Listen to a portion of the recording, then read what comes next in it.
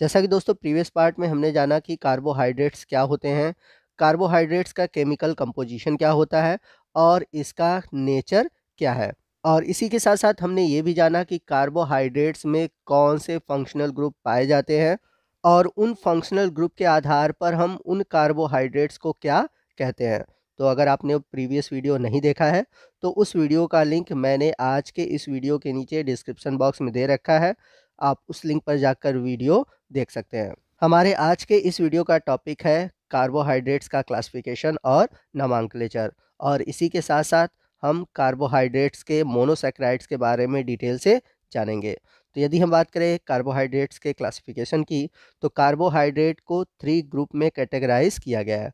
पहला है मोनोसैकराइड, दूसरा है ओलिगोसैकराइड और तीसरा है पॉलीसैकराइड। तो सबसे पहले हम बात करते हैं मोनोसैकराइड के बारे में।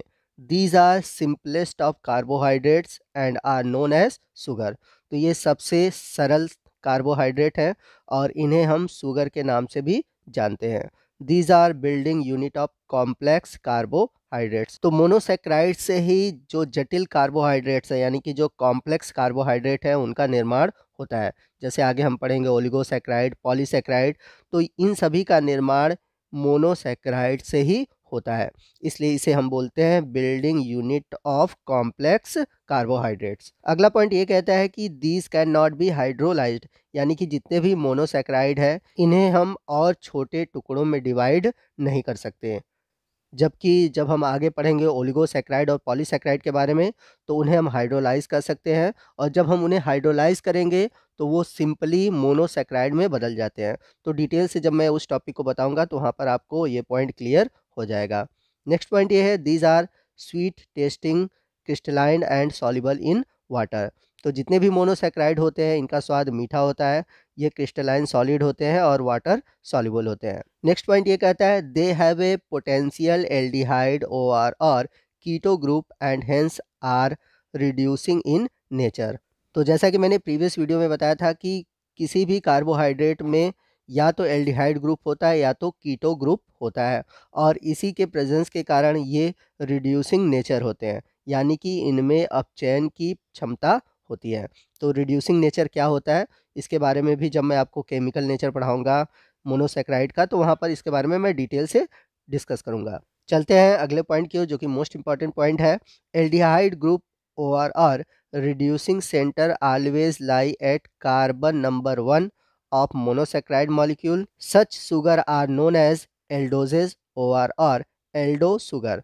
तो जैसा कि मैंने प्रीवियस वीडियो में आपको बताया था कि जिन कार्बोहाइड्रेट में फंक्शनल ग्रुप एल्डिहाइड होता है उन्हें हम बोलते हैं एल्डोजेज या फिर एल्डो शुगर, और ये जो एल्डिहाइड ग्रुप है ये पहले कार्बन पर पाए जाते हैं। जैसा कि आप फिगर में देख सकते हैं, यहाँ पर ग्लूकोज का स्ट्रक्चर दिया हुआ है। तो यहाँ पर आप देख सकते हैं कि जो ये पहला कार्बन है यहाँ पर आपको एल्डिहाइड ग्रुप देखने को मिलेगा। तो जिन मोनोसैकराइड में आपको एल्डिहाइड ग्रुप मिलेगा उन शुगर को हम बोलेंगे एल्डोजेस या फिर एल्डो शुगर। नेक्स्ट पॉइंट ये कहता है कि monosaccharide having keto group are known as ketoses और keto sugar. In such sugar the keto group और the reducing centre always lie at the carbon number 2।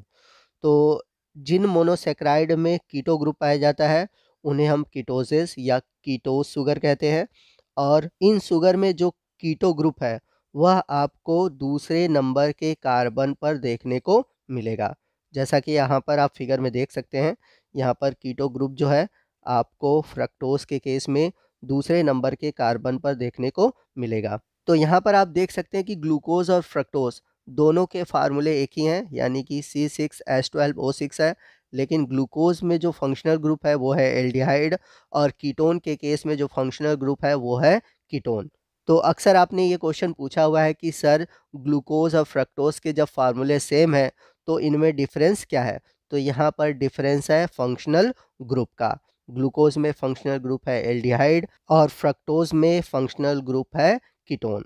आइए नेक्स्ट हम बात करते हैं कि मोनोसैकराइड को हम कैसे क्लासिफाई कर सकते हैं।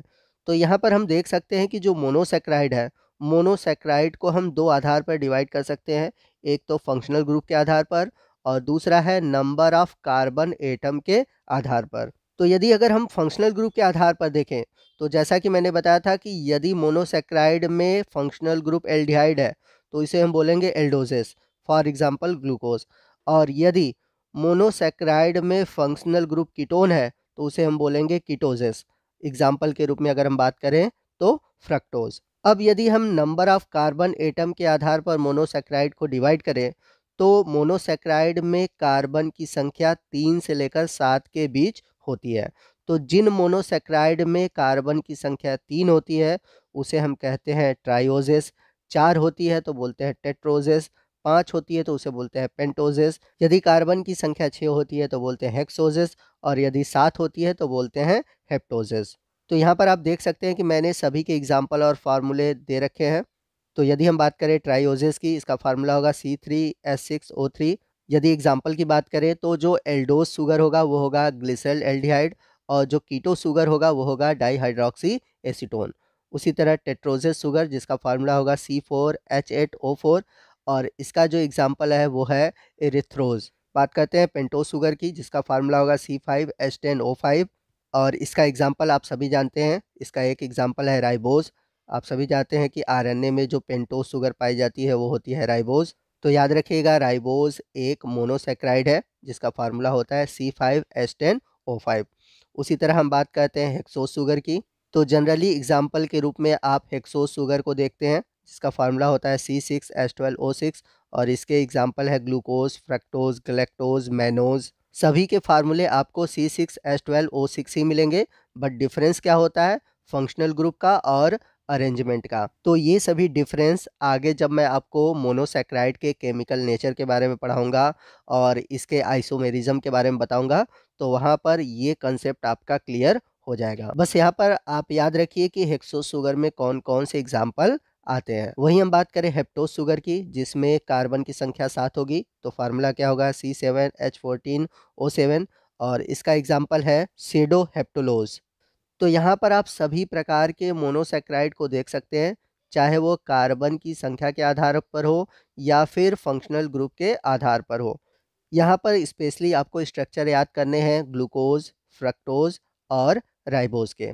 आइए नेक्स्ट हम बात करते हैं मोनोसेक्राइड के स्ट्रक्चरल फीचर के बारे में। तो सबसे पहला पॉइंट है open chain and ring form of monosaccharide. तो यहाँ पर हम सबसे पहले बात करने वाले हैं मोनोसेक्राइड के ओपन चेन स्ट्रक्चर और रिंग फॉर्म स्ट्रक्चर के बारे में। Monosaccharide for example ribose, glucose, fructose, they are exist both in open straight chain and ring form. तो आपने देखा होगा कि कई मोनोसेक्राइड जैसे कि राइबोज, ग्लूकोज, फ्रक्टोज, ये सभी आपको दो रूपों में देखने को मिलते हैं। एक तो ओपन स्ट्रेट चेन फॉर्म में और दूसरा देखने को मिलते हैं रिंग फॉर्म में, जैसा कि राइट साइड आप फिगर में देख सकते हैं। If the ring is 5 membered it is called furanose sugar, यानी कि जब रिंग 5 मेंबर्ड हो तो उसे हम बोलते हैं फ्यूरेनोज शुगर, जैसा कि आप फिगर में देख सकते हैं। और यदि sugar with A 6 member ring is called pyranose sugar, यानी कि यदि 6 रिंग का हो तो उसे हम पायरेनोज शुगर कहते हैं। जैसा कि इमेज में आप देख सकते हैं कि आपके लेफ्ट साइड 5 मेंबर रिंग है जिसे हम बोलते हैं फ्यूरेनोज, और राइट साइड आपको 6 मेंबर रिंग दिख रहा है जिसे हम बोलते हैं पायरेनोज। तो यदि आप ग्लूकोज और फ्रक्टोज के रिंग स्ट्रक्चर को देखें तो फ्रक्टोज में आपको फ्यूरेनोज फॉर्म यानी कि 5 मेंबर रिंग देखने को मिलेगा। वहीं हम बात करें ग्लूकोज के रिंग स्ट्रक्चर की तो उसमें आपको पायरेनोज फॉर्म देखने को मिलेगा। तो जब भी आप किसी कार्बोहाइड्रेट्स के ओपन चेन स्ट्रक्चर को ड्रा करते हैं तो उसे हम बोलते हैं फिशर प्रोजेक्शन फार्मूला, और यदि आप उसके रिंग स्ट्रक्चर को ड्रा करते हैं तो उसमें आपको दो तरह के रिंग स्ट्रक्चर दिखते हैं, जैसा कि मैंने पीछे आपको बताया। एक होता है पायरेनोज फॉर्म और दूसरा होता है फ्यूरेनोज फॉर्म। तो यहाँ पर आपको ग्लूकोज के ओपन चेन स्ट्रक्चर दिख रहा है, यानी कि नीचे लिखा हुआ है फिशर प्रोजेक्शन फार्मूला, और उसका रिंग स्ट्रक्चर दिख रहा है जो कि पायरेनोज फॉर्म में है। तो यहाँ पर आप नीचे की ओर देख सकते हैं कि ग्लूकोज के रिंग स्ट्रक्चर में लिखा हुआ है ग्लूकोपायरेनोज। उसी तरह आप फ्रक्टोज के भी ओपन चेन स्ट्रक्चर को देख सकते हैं, यानी कि फिशर फार्मूला का देख सकते हैं। अब राइट साइड आप इसके फ्यूरेनेस फॉर्म को देख सकते हैं, इसलिए यहाँ पर लिखा हुआ है फ्रक्टोज फ्यूरेनोज, जो कि एक 5 मेंबर्ड रिंग स्ट्रक्चर है। तो इस प्रकार से हम देख सकते हैं कि जो मैक्सिमम कार्बोहाइड्रेट्स हैं, वो आपको ओपन चेन स्ट्रक्चर और रिंग स्ट्रक्चर में देखने को मिलते हैं। तो जो ओपन चेन स्ट्रक्चर होता है उसे हम बोलते हैं फिशर फार्मूला, और जो रिंग स्ट्रक्चर होते हैं वो 2 फॉर्म में होते हैं, फ्यूरेनोज फॉर्म और पायरेनोज फॉर्म। तो आज के इस वीडियो में बस इतना ही। नेक्स्ट वीडियो में हम मोनोसैकेराइड से जुड़े हुए इसके स्टीरियोकेमिस्ट्री के बारे में पढ़ेंगे, यानी कि जानेंगे कि इसमें कौन-कौन से आइसोमेरिज्म पाए जाते हैं। इसके अलावा इसके D form, L form, alpha glucose, beta glucose, इन सभी टॉपिक के बारे में डिटेल से जानेंगे। तो बहुत ही इम्पोर्टेंट और अच्छा टॉपिक है, आप नेक्स्ट पार्ट ज़रूर देखिएगा। तो आज के वीडियो में बस इतना ही। आपको आज का वीडियो कैसा लगा कमेंट करके ज़रूर बताइएगा। वीडियो अच्छा लगा हो तो वीडियो को लाइक और शेयर करना मत भूलिएगा, और कोई भी डाउट हो आप हमसे कमेंट करके पूछ सकते हैं। तो दोस्तों मिलते हैं अगले वीडियो में अगले टॉपिक के साथ, तब तक के लिए जय हिंद, जय भारत।